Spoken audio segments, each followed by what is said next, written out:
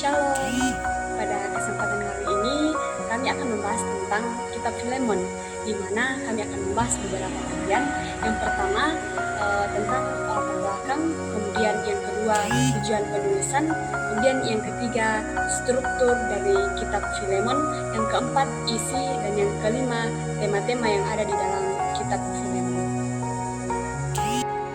Langsung saja saya akan membahas latar belakang surat Filemon ini. Surat kepada Filemon adalah salah satu tulisan Paulus yang paling mendalam dan berharga dalam Perjanjian Baru. Surat ini ditulis selama pemenjaraan Paulus yang kemungkinan besar ditulis pada tahun 60 dan 64 Masehi. Surat ini berfokus pada hubungan antara Paulus, Filemon, dan Onesimus yang merupakan seorang budak yang melarikan diri. Filemon sendiri adalah seorang Kristen yang kaya dan pemimpin gereja di Kolose yang kemungkinan bertemu dengan Paulus selama misi di Efesus yang dapat kita baca dalam Kisah Para Rasul pasal 19. Dalam konteks masyarakat Romawi pada waktu itu, perbudakan adalah hal yang umum dan Filemon memiliki Onesimus sebagai budaknya. Konflik yang terjadi antara Filemon dan Onesimus mungkin melibatkan pencurian atau penipuan yang menyebabkan Onesimus melarikan diri dan akhirnya bertemu dengan Paulus di penjara. Selama pertemuan ini, Onesimus menjadi pengikut Yesus dan kemudian menjadi asisten Paulus. Situasi ini menempatkan Paulus dalam posisi yang rumit, di mana ia harus menavigasi antara permohonan pengampunan untuk Onesimus dan harapan bahwa Filemon akan menerima Onesimus kembali. Baik, yang kedua yaitu tujuan penulisan pada kitab ini, di mana tujuan utama dari surat ini adalah untuk mendesak Filemon agar mengampuni Onesimus dan menerima dia sebagai saudara Kristus. Paulus ingin menunjukkan bahwa dalam iman Kristen, semua orang terlepas dari status sosial atau latar belakang mereka dipandang setara di hadapan Allah, dengan meminta agar Filemon untuk membebaskan Onesimus dari perbudakan dan memperlakukannya dengan kasih. Paulus menekankan pentingnya kasih karunia dan anugerah yang diberikan Tuhan kepada setiap pengikutnya. Melalui surat ini, Paulus menciptakan jembatan antara dua individu yang terpisah oleh perbudakan dari konflik, serta mengundang Filemon untuk mengalami transformasi hati dan pikiran. Ini menggambarkan tema-tema kesetaraan di dalam komunitas Kristen, di mana cinta dan kasih karunia Tuhan menjadikan setiap orang sebagai mitra yang setara dalam pelayanan. Surat ini tidak hanya berbicara tentang pengampunan pribadi, tetapi juga tentang rekonsili dan pembaruan hubungan dalam konteks iman Kristen. Dengan cara ini, surat kepada Filemon menjadi lebih dari sekadar permohonan pribadi atau penyataan teologis tentang identitas baru yang diberikan kepada semua orang percaya kepada Kristus, serta panggilan untuk hidup dalam kasih karunia dan persatuan sebagai tubuh Kristus. Selanjutnya yaitu struktur pada kitab Filemon ini. Filemon dibagi menjadi 3 bagian. Yang pertama yaitu ayat 1 sampai 7, itu berisi tentang doa dan syukur. Kemudian ayat 8 sampai 20 berbicara tentang permohonan Paulus, dan ayat 21 sampai 25 itu mencakup dorongan dan salam penutup. Baik, kita masuk dalam isi surat Filemon. Dari Filemon ayat 1 hingga ayat yang ke-7 berisi tentang doa ucapan syukur.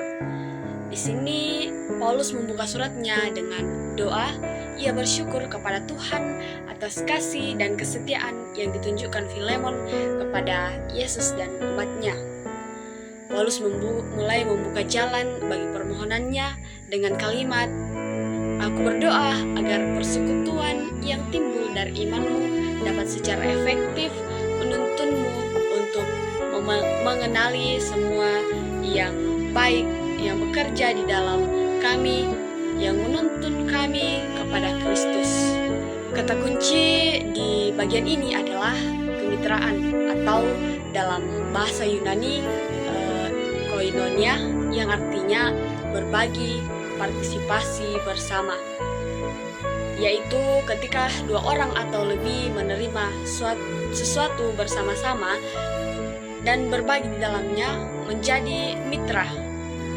Paulus mengatakan bahwa kesetiaan kepada Yesus berarti mengakui bahwa semua pengikutnya adalah mitra yang setara, yang berbagi dalam karunia, kasih, dan anugerah Allah.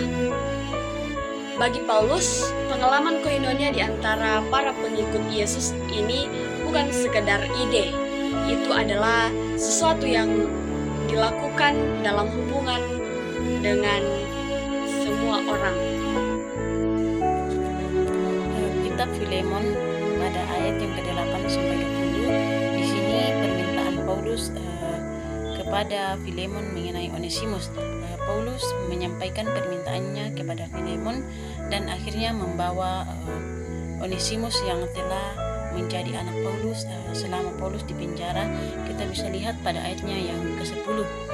Paulus telah menuntun Onesimus untuk mempersembahkan hidupnya dan setia kepada Yesus, sehingga Paulus dan Onesimus menjadi keluarga Allah di dalam Yesus. Onesimus telah melayani Paulus dengan setia selama Paulus di penjara, dan meskipun Paulus ingin mempertahankannya, ia tahu bahwa konflik yang belum terselesaikan dengan Filemon dan Onesimus ini harus diselesaikan karena mereka berdua ini adalah pengikut Yesus. Paulus meminta kepada Filemon untuk menerima Onesimus kembali, bukan lagi sebagai hamba, melainkan lebih dari sekedar hamba, sebagai saudara yang kekasih dalam Tuhan. Ini kita bisa lihat pada ayatnya yang ke-16. Ini adalah tugas yang sangat berat yang diberikan Paulus kepada Filemon. Dan pada saat itu, di bawah pemerintahan Romawi, Filemon memiliki hak untuk menghukum dan menjarakan Onesimus. Tapi Paulus tidak hanya meminta untuk menyambutnya kembali sebagai saudara di Kolose, tetapi juga sebagai orang yang secara sosial dan sebagai anggota keluarga. Dalam permohonan ini kita dapat melihat inti dari pesan Paulus yang dijalankannya.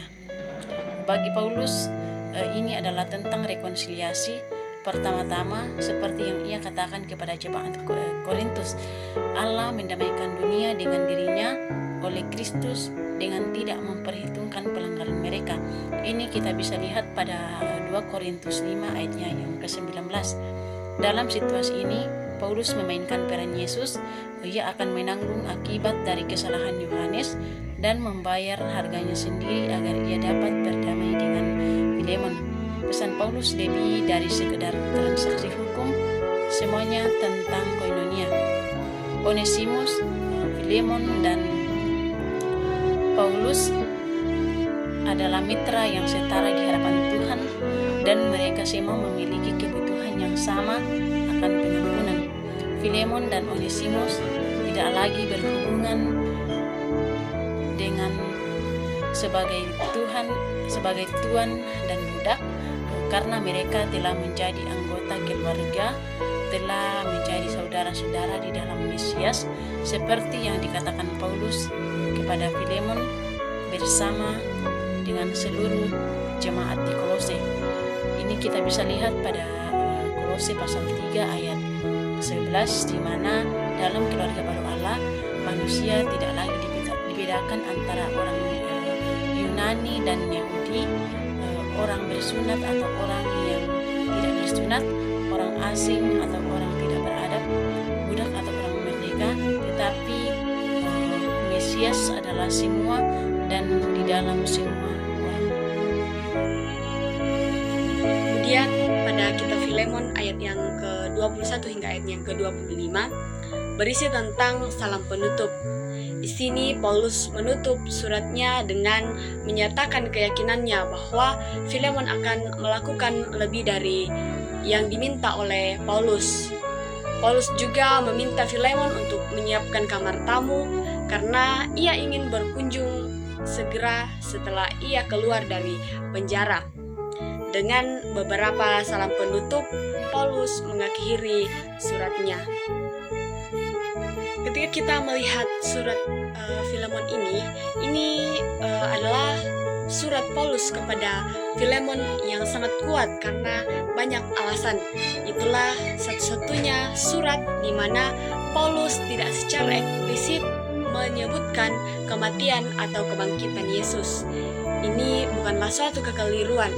Ia tidak perlu menjelaskan salib dengan kata-kata karena ia menunjukkannya melalui tindakannya.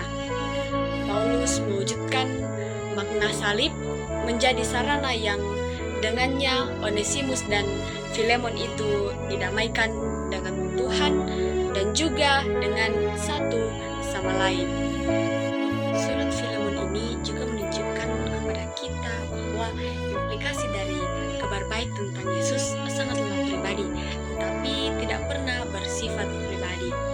Fakta bahwa Filemon dan Onesimus sekarang adalah saudara di dalam Mesias membuat hubungan tuan budak mereka sama sekali tidak relevan. Keluarga umat Yesus di mana semua adalah penerima kasih karunia Allah yang setara adalah jenis masyarakat baru atau kemanusiaan baru seperti yang disebut dalam Kolose pasal 3 ayat yang ke-10. Dalam masyarakat baru ini, nilai dan status sosial orang tidak lagi ditentukan oleh ras, jenis kelamin, kelas sosial atau ekonomi. Dalam Mesias, mereka hanyalah manusia baru dan mitra yang setara, berbagi bersama dalam belas kasihan penyembuhan Allah melalui Yesus Kristus. Tema-tema kitab Filemon pada ayat pertama sampai 7, tema utamanya adalah persekutuan dalam Kristus atau koinonia. Pada ayat yang ke-8 sampai 20, tema utamanya adalah rekonsiliasi dan kesetaraan dalam Kristus. Pada ayat yang ke-21 sampai 25, tema utamanya adalah keyakinan dan harapan. Demikianlah pembahasan yang kami sajikan. Terima kasih sudah menonton dan sampai jumpa.